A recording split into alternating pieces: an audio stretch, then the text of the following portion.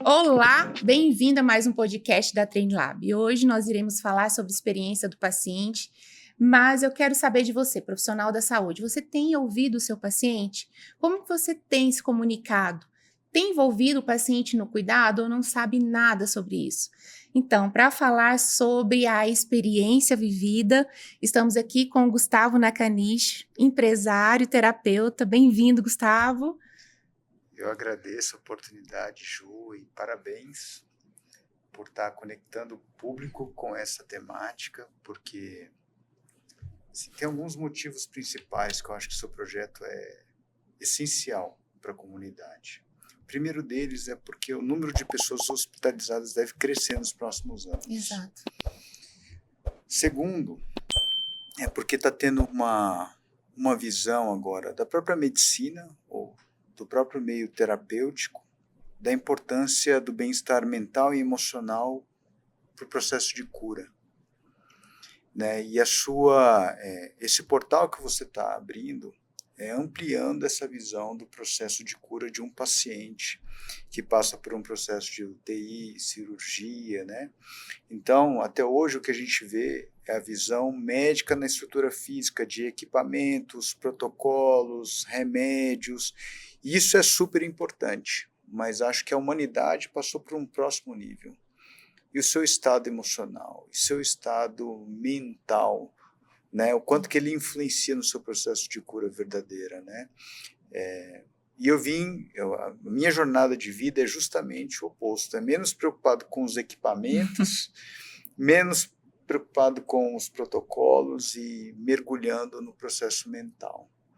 Né? Então, quando eu vejo pessoas entrando nesse mergulho, querendo entender a importância da mente, das emoções no processo de cura, para mim é uma honra e eu vivo isso com muita gratidão e alegria, principalmente porque eu também fui paciente e eu acho que eu posso colaborar nas duas visões aqui. Perfeito. Com todos vocês. Ficamos muito felizes com a sua participação, com a sua presença. A Dani, que está aqui nos bastidores, sua esposa, muito obrigada. E foi um ano de 2023, Gustavo, que tudo aconteceu aí do ponto de vista de hospitalização, de saúde, doença. Eu queria que você contasse como foi esse processo, o que aconteceu nesse ano, onde você precisou buscar atendimento médico, né? E o objetivo de nós estarmos falando aqui, Gustavo, é para que o profissional de saúde ouça o paciente com mais atenção e escute a sua história até como um exemplo mesmo para a atuação na assistência. Maravilha. Eu acho que você começou do ponto onde tudo tem que começar, porque e eu vou falar muito mesmo com o profissional de saúde agora, a versão da minha história para o profissional de saúde. Então, assim, eu era um cara extremamente cuidadoso já com a alimentação, com exercício físico.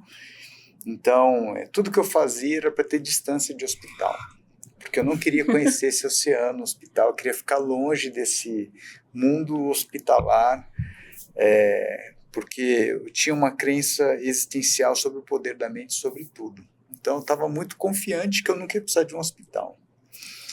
E, de repente, eu passo por uma jornada de ter febre todas as noites, faz vários exames, não encontra nada. Mudamos de médico 2 vezes no meio do processo. 30 dias passando mal. Resultado, no primeiro exame, o médico coloca aquele equipamento de ecografia no coração, olha para minha cara e fala assim, eu pensando assim... Quando ele olhou para mim, eu falei, ferrou. Tem alguma coisa... Tem uma coisa muito errada. Alguma coisa que não está certa. Minha história começa assim, eu vou explicar por que é importante esse ponto. Aí ele manda chamar minha esposa demora um pouquinho para chegar, ele continua mexendo, olhando para minha cara. E falando, gente, que olhar que é esse, né? O apaixonou, tá me achando um ET, o que tá acontecendo, né? Mas um olhar de assustado, assim, né? E foi... Ele falou, minha esposa entrou na sala e falou assim, daqui vocês vão direto para UTI. Provavelmente você vai entrar em cirurgia agora, né? Aí, assim, que para o médico é um comentário natural ou normal. Rotina, né? Para mim, parecia que ele estava falando japonês, não, porque, né, alienígena, assim. Porque até você fica meio confuso com essa comunicação, porque parece que seu cérebro ele faz questão de não tentar entender algo Com muito... proteção mesmo, né? Então eu falei, então acho que eu vou para casa, pegar umas roupas, né? Falei, não, você não está entendendo, é daqui direto para UTI, né? Ou seja, o que deve ter acontecido na cabeça dele, ele já pintou o cenário onde eu ia chegar, ser internado e tudo mais, e todos aqueles protocolos médicos e tal, mas na minha cabeça é assim, cara, eu vou ficar um tempo no hospital, então deixa eu pegar um computador, um livro, porque já que eu tenho que ficar um tempo no hospital, sem saber a gravidade de nada, sem entender, compreender a proporção, né, do que estava acontecendo, você fala assim, na minha cabeça eu vou ter que sair da minha casa e ir para outra casa. Então você tem esse mindset, né? Você não entendeu ainda o tamanho do mergulho, a profundidade do mergulho. Então você vai no hospital e aí começa, tira a roupa, aí as primeiras... a recepção, né? A forma que você é recebida é meio assim... Então, estou entrando num mergulho que meio que um exército, um quartel-general, né? Tira a roupa. Você já começa ali achando esquisito, né? Porque você achava que ia só mudar de casa, mas de repente você entra nos protocolos, já acho que tem que ser sério o protocolo, por conta de bactérias, infecções. Né? Mas a maneira que as coisas vão chegando, sem você entender aonde você está mergulhando e como que vai ser esse mergulho profundo, você vai levando pequenos choques assim, né, durante o processo de realidade, né? E aí, assim, é porque eu sou um cara muito tranquilo, mas eu acho que para quem não está preparado, é como se você tivesse colocando assim, ó, deixa eu te dar mais uma dose de estresse, tá tudo bem. Mas eu vou te dar mais uma dose. Aí depois você entendi. Aí de repente chega mais uma pessoa, mais uma dose de estresse, mais uma novidade inesperada, aí você vai tendo essas doses de estresse, você e sua família, né? Sim. Vai sendo, né? Aí eu que estudo muito a mente, para mim você está envenenando todo o processo antes de começar o processo de saúde, né? Porque você vem estresse, e deixando bem claro, é um estresse que é um conjunto, né? Acho que tem a parte do hospital, mas realmente tem a parte de quem está vivendo desconhecido, assim. Grande parte do estresse vem de uma pessoa que nunca mergulhou, por exemplo, num mar cheio de tubarões, é a primeira vez, você não sabe como é que nada funciona, você não sabe o que pode, não pode, e você vai levando uma chapuletada atrás da outra, porque você não sabe o que tem que fazer, como é que vai ser. Então, esse foi o começo da minha jornada, assim, dentro de um hospital, né? Várias doses de estresse, uma atrás da outra, ao ponto de tá lá na UTI e ter duas equipes médicas discutindo na minha frente. Não, aí, antes da equipe médica, né? Aí você tem um monte de pessoa que cuida de você, enfermeiros, e ninguém sabe te responder nada até então. E porque é isso mesmo, ninguém sabe o que está acontecendo ainda direito. Mas imagina que você está na UTI já, cheio dos negócios no braço, aí você pergunta, vem cá, me conta, o que está acontecendo, o que vai acontecer comigo? Olha, o doutor vai falar com você, aí você fica... Isso é bom, isso é ruim. Né? Aí, né, passa mais um tempo, você está lá, medicamento, aí vem outra pessoa, você fala assim, você sabe o que está acontecendo aqui? Como é que vai ser? Quanto tempo eu vou ficar aqui? Não, o doutor daqui a pouco vem falar com você. Então você fica assim numa situação onde você quer uma resposta, porque você está num lugar desconhecido, esquisito, com um monte de coisa no seu braço, sendo furado o tempo todo, e ninguém sabe te responder nada. Gustavo, você me trouxe aí essa questão do estresse a cada minuto, né? E o porquê me lembrou o círculo dourado. Começa pelo porquê, né? Quando a gente entende o porquê, fica mais fácil. Eu acredito, eu como profissional de saúde, atuante, atuei por muito tempo aí dentro das instituições privadas, nós fazemos isso com o paciente. E muitas vezes a fala fique tranquilo, pode ficar tranquilo. Você só vai fazer isso. E a gente, muitas vezes, é uma rotina. A gente começa a ficar profissionais muito robotizados com a nossa rotina, os nossos processos, e esquece quem está do outro lado, né? Que é um ser humano. e está à frente ali de 2 equipes ou de profissionais da saúde que não sabem o que fazer ou não te contam. Como foi essa situação? Então, assim, parece que todo mundo sabe o que está fazendo, porque vem, coloca agulha e tudo mais, remédio, mas quando você pergunta assim, você sabe o que vai acontecer? Ele fala, não, o doutor vai falar com você. Você fala, peraí, então a pessoa está fazendo, mas ela nem sabe qual é o meu destino, o porquê que ela está fazendo, né? Tudo bem, alguém deve estar sabendo, só não falou comigo ainda. Com o maior interessado, você né? fica assim, tudo bem, né? Então, ninguém sabe o que está fazendo, mas alguém deve saber, essa pessoa só não alinhou comigo. Então, você fica nessa situação, e aí, de repente, chega uma equipe médica mais séria, que vai te trazer resposta, que você fala, até que fim, alguém para me contar o que eu tenho. Aí vem 2 equipes médicas, né? Então, eu acho que a gente tem que operar hoje. Aí o outro lado fala assim, não, acho que primeiro a gente tem que fazer um protocolo com antibióticos e operar só daqui 1 semana.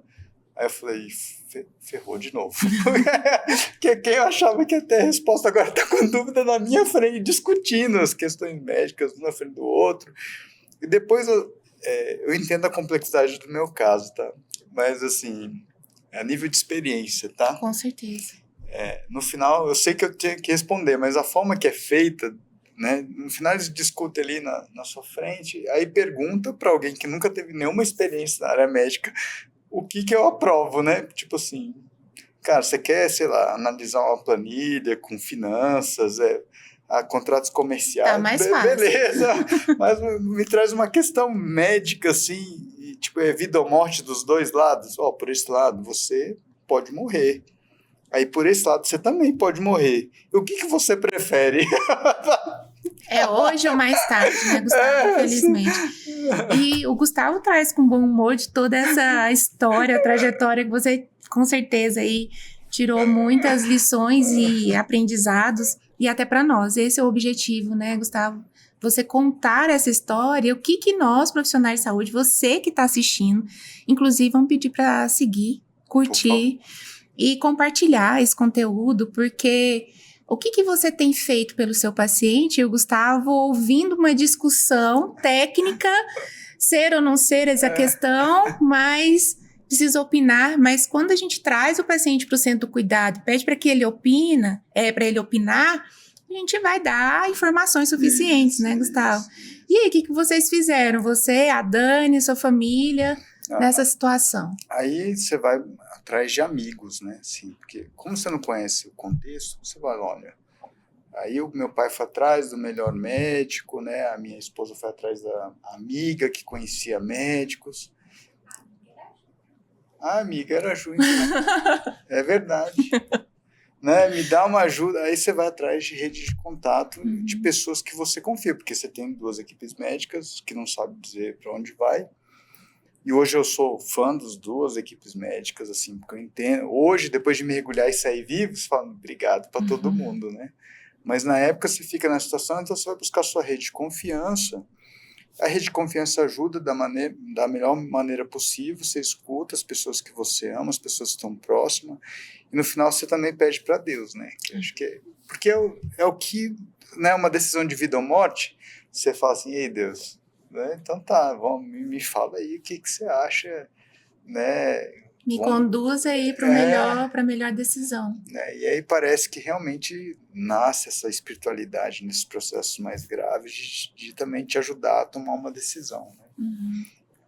E você falou dos bastidores aí, né? Da vivência direta com esses profissionais. Por quantos dias de internação, Gustavo? Você se lembra mais ou menos? Esse impasse todo durou quantos dias?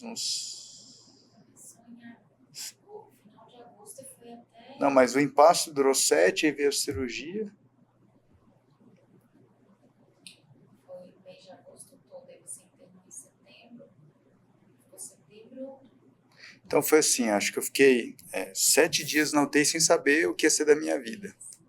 Então você fica 7 dias na UTI naquele lugar agradável, gostoso, gelado, com apito, alarmes. Sem poder comer direito, a coisa mais esquisita, sem saber o que vai ser da sua vida. Então 7 dias assim, Aí toma a decisão de fazer cirurgia e foi mais 7 dias na UTI. Então, 15 dias na UTI. Depois, internação, né? Cirurgia, UTI, internação, total 60 dias. E a sua cirurgia foi uma troca valvar? Foi uma troca valvar e uma retirada de algumas vegetações de bactéria no coração, que descobriu durante a cirurgia. E que então é uma cirurgia de grande porte, com riscos, claro, já de forma eletiva ela já tem alguns riscos, né? Mas nesse contexto, um risco aumentado. Mas eu gostaria que você trouxesse aí o seu olhar durante a sua internação sobre esses bastidores, assim, da comunicação da equipe com você. Você já trouxe aí que se sentiu, não conhecia aquele universo e que a informação demorou a chegar.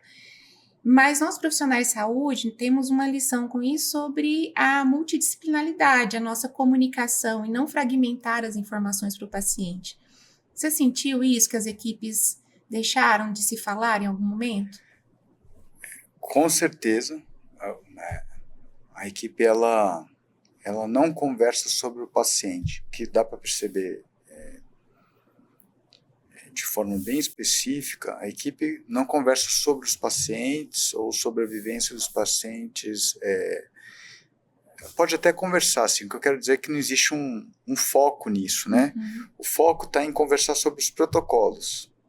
Então, você é visto como protocolos de horários, de quantidades, do que comer, como comer. Então, assim, tudo que chega para você é como se você fosse tipo um Tamagotchi. Tipo assim, agora é seu horário... Do hambúrguer, mas não era hambúrguer, né? Então, assim, você se sente realmente um Tamagotchi sendo guiado por N pessoas, e até então, ok, dá para você digerir isso, tá? A parte desafiadora e estressante, que realmente criam às vezes até um sentimento de medo, é que, ok, as pessoas estão treinadas para fazer os protocolos, isso é perceptível. Aonde a coisa começa a ficar estressante e gera um pouco de medo? Quando essas pessoas estão cansadas, ou tristes, ou estressadas e precisam executar um protocolo. Porque você fala assim, pô, essa pessoa tem que fazer isso, mas ela está meio esquecida com o que ela tem que fazer, ela está meio, né, assim, dá para ver que ela está meio esquecida, e esqueci isso, esqueci aquilo, ou o fulano está me chamando. Quando você vê que a pessoa está assim, precisa fazer, mas ela está desatenta, é onde você fala assim, cara, assim, vai dar ruim isso aí, porque uma hora, aí começa a vir as primeiras coisas ruins, você pensa nisso e começa. A medicação que vem no horário errado, o que você conversou com o médico ou com o nutricionista, que está tudo desalinhado, ou você conversou com uma pessoa, a pessoa, não, então eu vou organizar para você. Aí, quando chega a hora, vem tudo desalinhado, vem às vezes com o que o médico falou 2 dias atrás, e não com o que você acabou de conversar assim, no período da manhã, e à tarde já vem tudo errado de novo. Você fala, cara, né? E eu não entendia até então, até dar errado comigo, a seriedade disso, de você errar os medicamentos ou os horários, o quanto que isso impactava no meu processo e tal. Eu fui descobrir quando um dia que eu estava passando muito mal, tendo umas tonturas, umas labirintite muito louca, assim, e uns zumbidos no ouvido e muita dor de cabeça. Eu falei, cara, tem alguma coisa errada. Assim... E eu falava isso com os enfermeiros, eles, não, mas tem que seguir o protocolo. Eles falam, mas é isso mesmo o tratamento, gente? É para ficar bom, não é para piorar, eu estava sentindo que eu estava passando mal, não por conta da cirurgia. Porque se eu estivesse passando mal por conta da cirurgia, sei lá, era mais dor no peito, porque, né, peito todo costurado e tal. Você fala assim, mas dor de cabeça, gente, que tem a ver isso, né? Você fica assim, uma coisa tem a ver, aí você começa, né? Tem uma coisa errada e tal. E a gente foi descobrir que tinha alguma coisa errada porque tinha uma amiga minha que teve um problema com antibiótico. Acho que no 3º dia que eu estava reclamando, e ela escutou essas minhas reclamações na frente da médica e tal. E essa minha amiga, a Clarissa, levantou e falou assim, qual que é o antibiótico que você está tomando? Eu nem lembro qual que era o antibiótico. Mas ela falou assim, cara, esse antibiótico aí foi o que quase deixou a minha filha surda. Realmente, se você está tendo esse sintoma, Uma reação. tipo, ela não é médica, nem nada, ela, tipo, parece que foi Deus que conectou tudo, né? E aí ela foi atrás da médica para falar para parar com o antibiótico, porque se eu estava tendo aqueles sintomas, eu podia ter outros problemas, que ela já tinha passado por isso. Tipo assim, por conta de uma amiga, eu descobri que o antibiótico estava tudo errado. Porque ela te ouviu, né, Gustavo? E dentro das instituições, os protocolos são norteadores mesmo. Eles são ali para condução, para o melhor desfecho, para o melhor resultado. Ainda bem que eles existem. Mas eles são norteadores, né? Cada paciente ele é único, assim como você, né? Nós somos únicos. E essa questão de ouvir o paciente, né? Ouvir a queixa. Ou, às vezes, antes que a queixa chegue, pergunta. E eu me sinto muito confortável em falar sobre isso e trazer esse conteúdo para os profissionais de saúde, porque eu vivenciei isso muito na pele. Não está prescrito. Mas qual é a medicação, qual é a dose, por quê? Né? Esse entendimento da equipe, levar essa informação para o paciente, porque existem reações esperadas e não esperadas, né? E se esse paciente pode ter uma alergia e ele não comunicou ou não sabia, trago novamente esse ponto, gente, aprenda a ouvir o paciente. E tem um médico, eu não vou me lembrar, não me recordo onde eu ouvi, mas ele traz muito isso. Se vocês aprendessem a ouvir o paciente, 30% do diagnóstico o paciente traz na fala. Você, antes de tocar no paciente, ele já te disse o que ele tem. O diagnóstico já está muito mais claro. Então, você está entregando aí uma fala extremamente importante e também a gente precisa ficar grato em poder ouvir você. Você está aqui para nos contar a sua história e não expor, né? Nós não estamos expondo a situação com nenhuma instituição ou profissional, mas para que a gente aprenda ouvindo você, né? E exercite o envolvimento do paciente no cuidado e o que a gente traz hoje de cuidado centrado no paciente, é centrado no paciente, não deixar ele de fora do círculo e discutir todo mundo ali, né, Gustavo? E aí, depois desse antibiótico, o que aconteceu? Não, aí você trouxe um ponto, assim, né, antes da minha amiga chegar e ajudar a conversar com o médico, que eu fiz essa pergunta para várias pessoas que entravam no quarto, falaram, olha, eu tô com muita dor de cabeça. Aí escuta de forma razoável, aí eles te dão o quê? Mais remédio. Ah, eu não quero saber por que você está com dor de cabeça, porque você fica assim, gente, por que eu tô com dor de cabeça? Se é um negócio no peito, você fica assim, tipo assim, não tô tomando café, não tem nada aqui para me dar dor de cabeça. Por que eu tô, né? A pessoa só escuta assim, ele falou que tá dor de cabeça. E de repente chegam com um remédio para você, para passar dor de cabeça, né? Mas já era um sintoma de algo que estava acontecendo mais grave. Só que como tá tudo no automático, né? E digo mais assim, o que eu percebi? As pessoas às vezes até sabem o efeito colateral de um determinado medicamento. Mas é uma situação tão delicada de conversar com o paciente, ou que pode até induzir a pessoa a pensar que está tendo um efeito colateral e tal, que ninguém aborda isso com você. E talvez isso de não abordar, eu não sei se é por uma questão mesmo de não afetar assim, o mindset do paciente, né? Dos efeitos colaterais, não te informar, acho que as pessoas esquecem ou tentam negar. E é nisso eu acho que muita coisa pode dar errada. Sim. Sabe? Então, assim, eu já estava entrando num processo de não conseguir ficar em pé por conta desse medicamento. Né? De realmente ficar tonto, assim. Eu tentava levantar da cama, o quarto todo girava, assim, né? Eu falava, cara, eu não estava conseguindo ir no banheiro sozinho mais. E eu saí da cirurgia, eu saí da cirurgia conseguindo fazer tudo isso. Aí, de repente, num dia normal, eu falo assim, ou eu tô sem sangue, ou que aconteceu alguma coisa ruim, porque eu saí da cirurgia, eu consegui ir no banheiro. Agora, não tô conseguindo mais, tem uma coisa esquisita. Enfim, aí chegou essa minha amiga, falou isso e foi chamar o médico. E foi lá, e deve ter falado um monte, porque acho que é o perfil dela e tal. E aí uma médica resolveu, não lembro qual nome, resolveu olhar com cuidado e falou assim, vamos realmente trocar o seu antibiótico, não está te fazendo bem. Falei, poxa vida, mas precisou uma amiga minha chegar, né? Aí depois disso você cria uma desconfiança. Quebra. É, Quebra, porque né? daí você vai pesquisar, aí você vê lá, pessoas podiam ter uma labirintite sem para sempre, né? Sim, que não ia ter mais tratamento. Podia ficar cega ou surda, alguma coisa assim para sempre também. Falei, puxa vida. Eu poderia ser um desses É, pacientes na estatística. exatamente, né? Então aí depois você fica meio neurótico com tudo que estão colocando na sua veia. Porque se é aquela equipe que estava lá para te fazer bem, estava te fazendo mal, né? Então você demorou tipo, sei lá, uns 10 dias, 15 dias para eu acabar com essa neurose na minha cabeça e focar na minha cura de novo. Porque eu comecei a ficar preocupado. Ei, o que é isso que você está botando aí? Né? O que é? Né? Aí você começa a ter que virar supervisor das pessoas que estão cuidando de você. O horário está errado. Não, o horário errado foi o campeão de erro. Assim, 2 horas de atraso, 3 horas de atraso.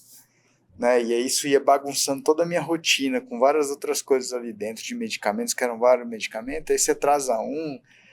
Eu sei que isso aí virou um estresse, assim, uma preocupação. Eu ter que administrar os meus medicamentos, Seus próprios medicamentos. porque a equipe lá estava fazendo confusão o tempo todo, né? Então, é isso, assim, esse estresse, né? Uhum. Outra preocupação também, que daí eu tive ajuda da minha família inteira, foi a alimentação, assim. A gente já tinha uma alimentação saudável e quando chegava alimento ali para mim, muito açúcar, muito glúten, muitas coisas que me deixavam inflamado, e ninguém tinha perguntado nada disso, assim. E me serviam justamente as coisas que me deixavam mais inflamado. Eu falei, gente, mas se eu tô aqui, eu não posso ter problema, porque eu tenho que curar isso aqui. Sem processos inflamatórios e infecciosos. E só estão me dando comida que me deixa todo inflamado. Tipo, você fica meio assim, começa a questionar tudo isso, né? Esse ecossistema, assim. Eu falei, não vou comer essas comidas aqui. Conversei com o médico, falei, olha, eu vou pedir para trazer. Minha família trazer. Eu não vou comer esses negócios aqui, bolacha recheada, esses trem aqui. Eu quero trens que eu tenho certeza que vão me ajudar a me curar aqui. Aí a família começou a trazer as coisas assim que realmente faziam sentido na minha alimentação.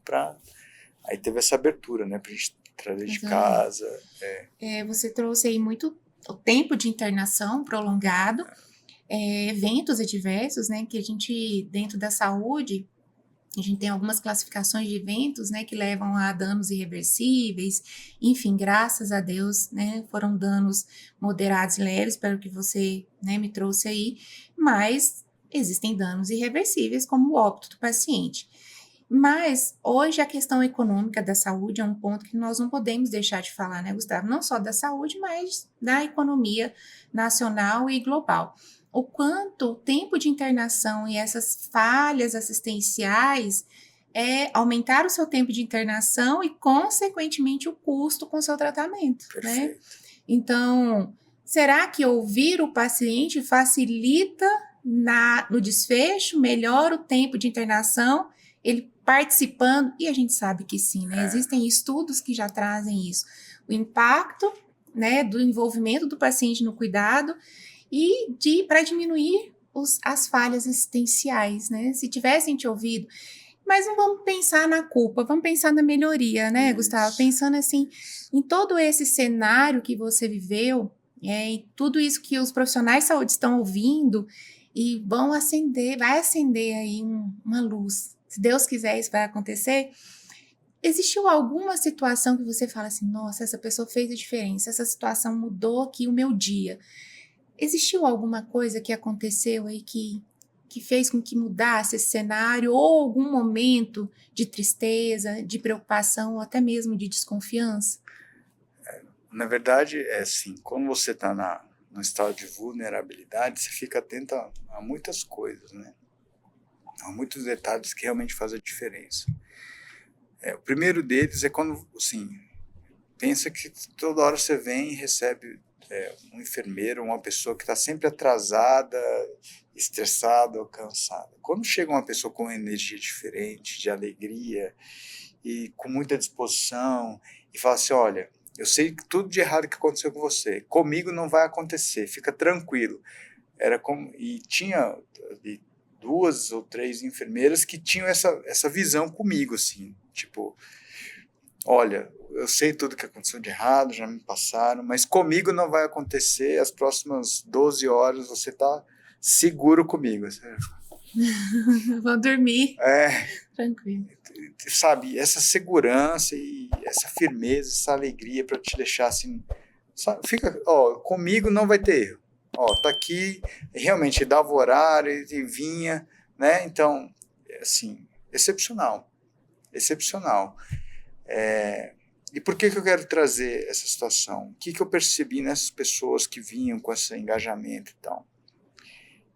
Além de amar o que ela fazia ali, de você ver que isso era o propósito de vida dela, o que eu percebi é que essas pessoas também tinham um amor próprio por elas mesmas. Eram pessoas que cuidavam da saúde, da própria alimentação, da autoestima. Cara, e no final, assim, eu acho que é esse cuidado com ela mesma que ela consegue retribuir para o paciente, né? Então, isso eu achei incrível de perceber isso em algumas pessoas lá dentro, assim. Eu me amo, eu me cuido, então eu consigo cuidar muito bem da pessoa que está ali precisando de muito cuidado. Então essa é a primeira coisa. Segunda coisa, e aí foi para mim chave, né? Existia um protocolo onde meu filho, criança, não podia estar ali, né? Sim, por ser criança, né? E as pessoas foram acolhedoras nesse aspecto. Então, quando eu vi meu filho, teve noites que ele dormiu lá, né? Assim, foi uma outra alavancagem, né? Assim, foi vou sair daqui logo, não quero nem saber. Tem alguém, tem muita gente me esperando lá fora, vou pular né? essa janela aqui. né? Então, assim, aí vem o emocional que funciona, né? Assim, imagina isso se isso funcionasse 24 horas, né? Eu senti assim, quando meu filho chegou e veio, assim, falei, cara, você desse trem que nenhuma bactéria vai pegar mais não. Você desse agora, você Agora vocês vão ver. E você gera, assim, o pessoal deve ter umas filmagens lá minha, eu fazendo exercício, eu falei, cara, eu vou sair daqui, eu vou recuperar minhas forças. E eu vou, não quero nem saber, né? Ou orando, rezando, Deus, agora eu vou sair e tal. Isso eu acho que traz uma energia, sabe? Quando, te interrompi, quando a gente fala paciente, dentro dessa palavra paciente, na experiência do paciente, ali está a família, né? Então, a gente não cuida só do paciente, nós não cuidamos só do paciente, nós cuidamos da família inteira. Então, o adoecimento, ele não foi só seu, né? Toda a família envolvida nesse processo de cura, imobilizar e também causou, com certeza, algum tipo de desequilíbrio, né? A criança, cadê o papai, né? A Dani, ele não tá aqui. A gente sabe o quanto isso impacta, mas nós não podemos esquecer disso. Gustavo, é uma história, assim, difícil, mas como foi aí o desfecho? Como foi a sua saída, a sua alta? E dentro da sua trajetória e como paciente, você falou também, vou puxar esse gancho de novo, sobre o desgaste dos profissionais de saúde. O piloto tem horas de voo, não podem dobrar muitas horas de voo seguidas, né? Pilotando o avião por conta do risco de acidente. Só que com a saúde isso não acontece. Eu, como enfermeira, fui gestora aí por alguns anos, sei o quanto as escalas elas são duras, né? Então, os profissionais, eles saem de uma instituição, vão para outra instituição, buscando questões financeiras mesmo, condições de trabalho, e é muito normal para o profissional de saúde normalizar essa sobrecarga de horas, né? E esse comportamento, às vezes, começa a gerar o adoecimento dos profissionais de saúde. Dentro do olhar terapêutico, você entende que existem algumas decisões ou ações que o profissional de saúde pode buscar para minimizar aí já que ele não pode sair dos 2 empregos, tá? Não tem como. É uma mãe de família que sustenta os filhos sozinha, que deixa na creche, mas precisa dobrar, precisa sair de um emprego e ir para o outro. O que ela pode fazer de alguma forma para minimizar esse impacto na saúde dela? E como profissional também, né? A gente hoje vai falar do profissional de saúde, mas isso está acontecendo com muita gente nessa transformação econômica, digital que a gente está vivendo, né? Muitos empregos hoje já não oferecem a remuneração ou a prosperidade ideal para oferecer as condições básicas para uma família. E isso está gerando um desgaste, um estresse pelo excesso de esforço mesmo, de trabalho em algumas profissões. Eu quero colocar essa visão global, porque para falar da solução, precisa falar do momento econômico, sociocultural e da realidade das organizações em relação a isso. Conheci a realidade, eu sou muito curioso, né? Então conheci pais de famílias, mães solteiras, que realmente estavam desgastados e ficaram até doentes no meio do meu processo, né? Porque 60 dias o pessoal dava tempo de ficar doente e voltar. Né? E você sentiu falta, né? Cadê a pessoa? E justamente nesse perfil, pai de família, mãe solteira, mãe que tinha acabado de divorciar, mãe que tinha perdido filho, enfim, tinha de tudo, porque são todos seres humanos.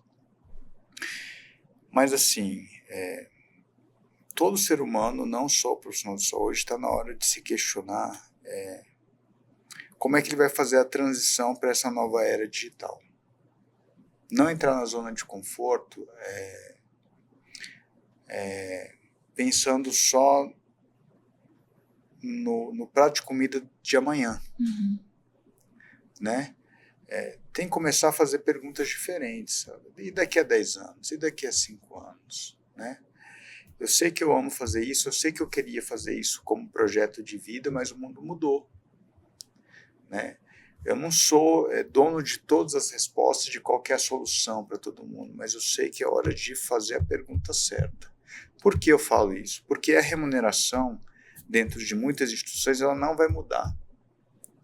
Não vai mudar conforme a inflação está subindo, conforme a inteligência artificial, a tecnologia está avançando, porque as instituições, isso tem um gráfico que mostra, a mudança dentro das instituições é bem lenta, comparado com a velocidade da tecnologia. Então, a tecnologia está abrindo oportunidades de ganhos financeiros em diversos aspectos, mas os serviços e muitos trabalhos vão continuar num ganho que às vezes fica até abaixo da inflação. Ou seja, a pessoa tem até um reajuste, mas sempre está ganhando menos do que os custos da casa. Isso vai acontecer em várias profissões. Então, ela precisa começar a organizar a vida dela no sentido, cara, isso aqui vai ser difícil, mas vai durar 1 ano da minha vida. 6 meses, 2 anos. É um projeto com data. É um projeto. Mas ela precisa pensar na mudança, para que um dia, de repente, ela realmente consiga equilibrar. Cara, eu vou ficar isso aqui na minha carga horária normal, porque eu tenho que cuidar primeiro da minha saúde, e eu vou focar em outros ganhos aqui, assim, de maneiras diferentes. Como realmente eu não tenho resposta, porque está mudando para todo mundo. O que eu sei é que está na hora de pensar um pouquinho fora da caixa. Um pouquinho fora da caixa. Projetos como o seu, que visam é desafiador empreender, mas é uma abertura nova. É uma coisa que você expande muito todo o seu conhecimento e pode ajudar muito mais pessoas, né? Está na hora de todo mundo pensar dessa forma. Se incomodar mesmo, né? Se incomodar mesmo e não achar que a vida é sobre sofrer, sentir dor, porque no final, o viver a vida tem tudo isso sim, mas é sobre essencialmente lembrar a luz que você é. E isso está acima de qualquer trabalho, de qualquer situação.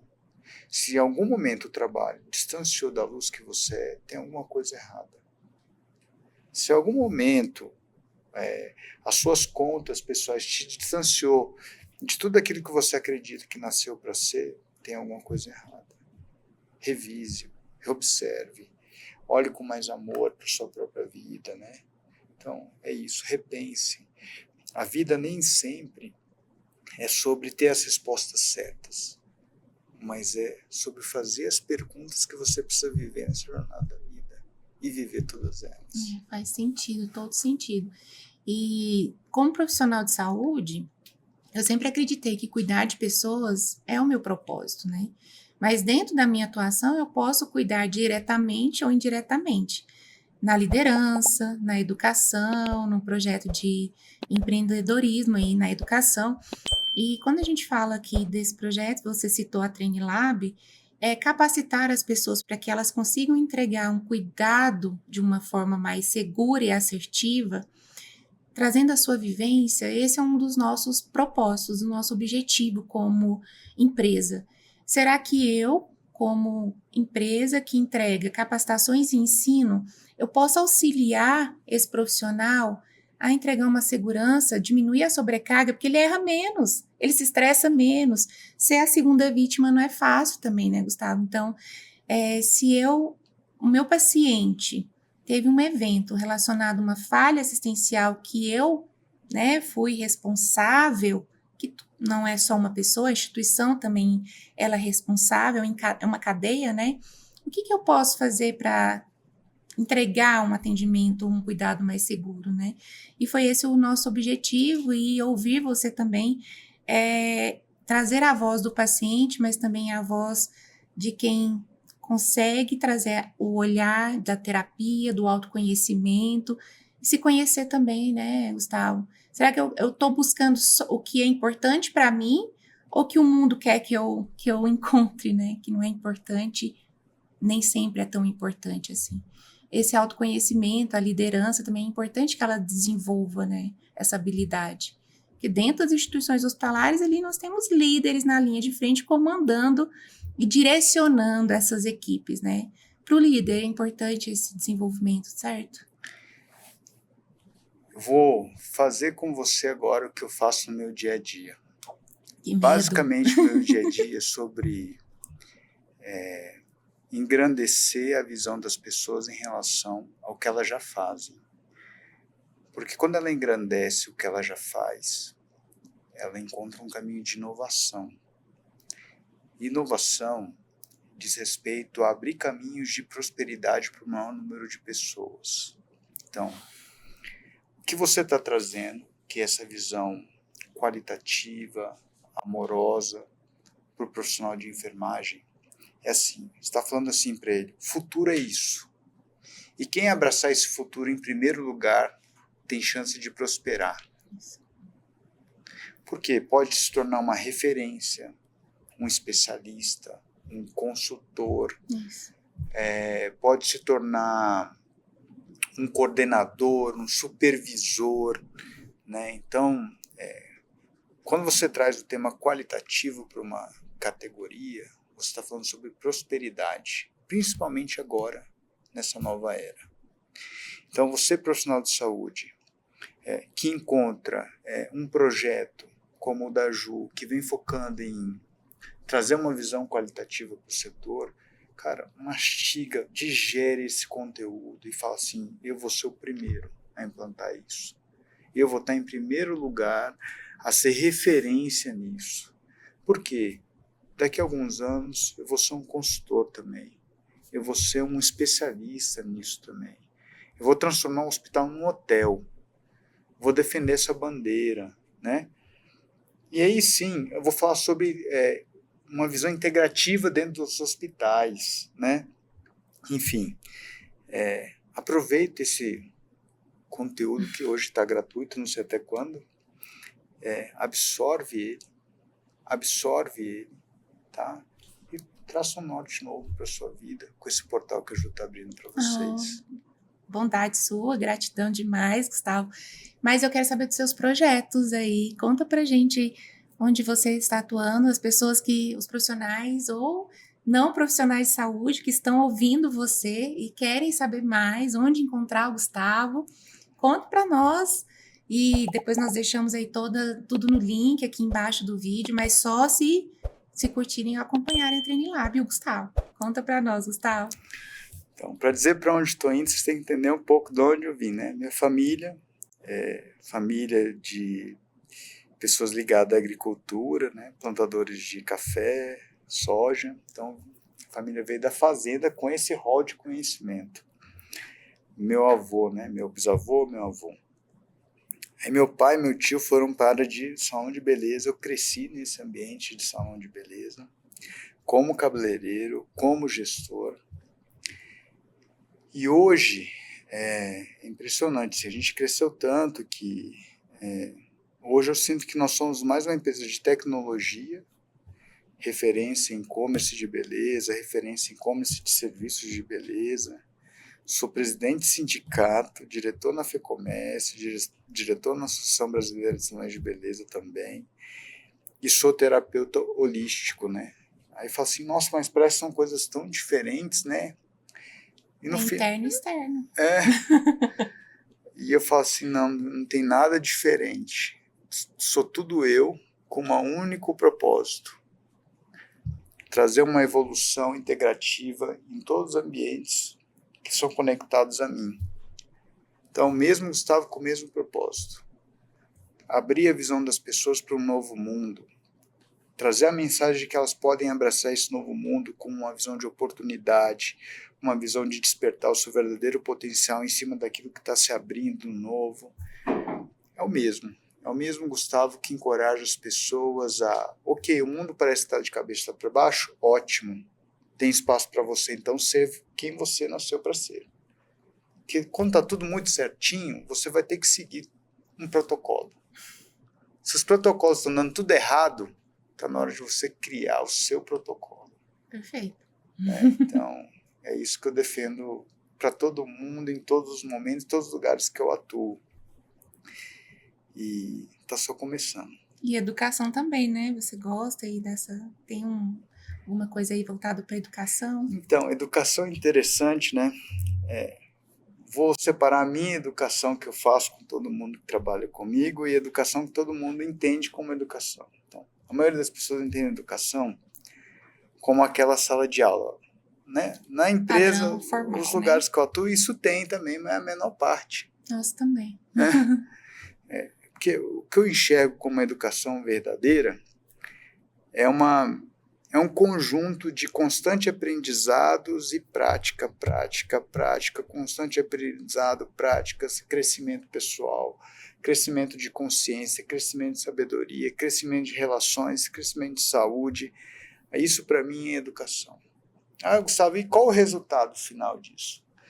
Lá na empresa, o que a gente vê como resultado é a pessoa crescendo financeiramente, mas você vê que ela está se olhando no espelho de uma forma diferente, autoconfiante, segura, ao nível dela se tornar até o líder da própria família. Na sua potência mesmo. A sua potência verdadeira, né? Então, para mim, a educação de verdade é a pessoa que realmente consegue trazer um grupo de pessoas daqui para um ponto muito mais elevado, às vezes até acima do que ela tinha imaginado para ela mesma. Perfeito. Né? Ou que ela acreditava que era impossível alguns anos atrás. Né? Então, essa educação que eu chamo de vida, e não só de esse espaço, é o que eu tenho como propósito de vida fazer com o maior número de pessoas. Aprender com a vida como um todo. Né? Seja fazendo uma cirurgia, caindo da bicicleta ou o que for. Isso é educação, é aprender com a vida. E sendo pai do Theo, esposo da Dani. Não, aí eu sou, eu sou aprendiz, inverte. Aí o Theo dá aula. Aí o Theo dá aula. Aí eu tenho que aprender com ele, porque ele já tem chip novo, né? Gente, com essa energia, né? Com muita gratidão, Gustavo. E espero que tenha gostado. E esperamos vocês para os próximos assuntos aí, que com certeza tem muita coisa para a gente conversar, além da experiência do paciente. Muito obrigada. Gratidão a todos vocês. Força, tamo junto, sempre que precisarem. Vai ser uma honra e uma alegria. Obrigada, gente. Até a próxima.